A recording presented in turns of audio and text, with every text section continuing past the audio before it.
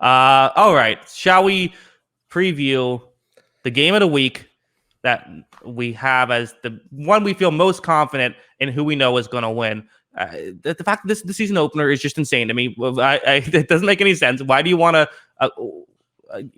who do you have winning this one, Kyle? Who's the defensive coordinator for the Cowboys again? I'm trying to remember. I don't know. Dan Quinn, right? Oh, it is Dan Quinn. That's right. Yeah. Yeah, Bucks by 21.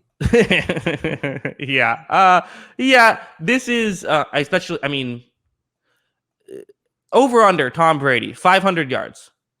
I mean, I guess I got to go under in those circumstances. Wow. I mean, A, the secondary is bad. B, is this cover 3 defense going to be able to cover Mike Evans, Chris Godwin, Nope. Scotty Miller, Antonio Brown, Rob Gronkowski, OJ Howard, Cameron Brate? No. Mm-hmm. No, they have no chance. And the Bruce Arians offense is built to specifically to attack a Dan Quinn defense. Yes. It's a terrible matchup for the Cowboys defense, which is already, I still think, going to be pretty bad.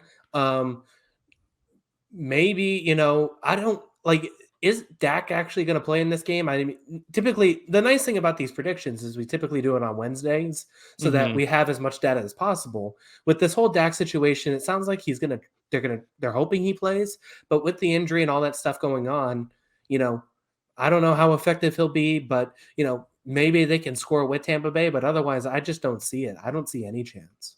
Yeah, Dennis Murdoch brings up the Zach Martin injury as well, which is a big deal. I think that I think Dallas should be able to score. I think that just the issue is just Tampa should be able to score more. I mean, this kind of reminds me of I could see this being like last year we saw some it was like the Atlanta Falcons versus the Buccaneers, and the Falcons were actually able to put up some points, but the Bucs just ran all over them on their side of the ball offensively. And I think that, this offense should be even better. This reminds me, it's a bit of a reminder of like last year when the first game was the Texans Chiefs. And it was just this is going to be the game where I think the Bucs win by 20 and everyone says the Bucs are going to win the Super Bowl and people are going to overreact to it. Yeah. I mean, look, one team's a Super Bowl contender and the other might be the second best team in the NFC East for a reason.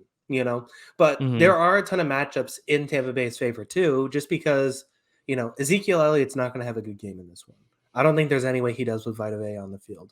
I don't see them being able to really, maybe they can get downfield on the Tampa secondary, which I think is actually going to be pretty good this season, but maybe they can get downfield and make some plays on the secondary, but there's just nobody I trust in the Cowboys defense in coverage against these guys.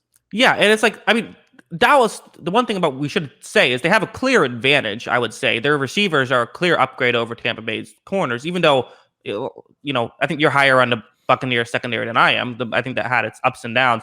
But, it's still a clear advantage given what Dallas has. I mean, Dallas has loaded wide receiving core with, CeeDee Lamb, Michael Gallup, and Amari Cooper. I think just really what it comes down to is just Tampa Bay basically has the advantage everywhere else. It's just that's the one advantage that Dallas has. And even Dallas having that advantage, it's even greater on the other side of the ball. Yeah. I mean, a lot greater. So that's the thing. Mm-hmm. I'm interested to see this Tampa Bay offense. I think Antonio, would you be shocked if Antonio Brown's statistically the best receiver on this team this season?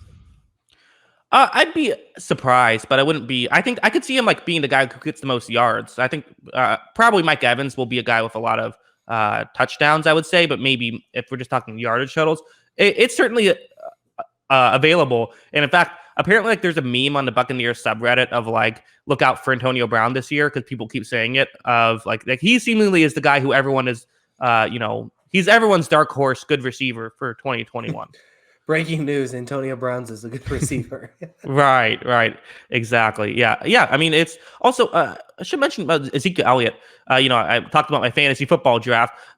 He went 3rd overall. And that was where he was projected to go. What's going on? Why? People are high on Ezekiel Elliott to have a bounce back year with the healthy offensive line.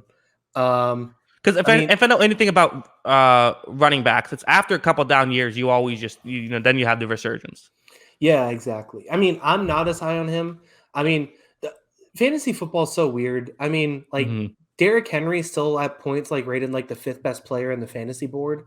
And it's just Mhm. like how, you know? Right. So I mean, there's a whole lot of variables to it, but yeah, I mean, they think Zeke's going to get a ton of carries behind a healthier offensive line.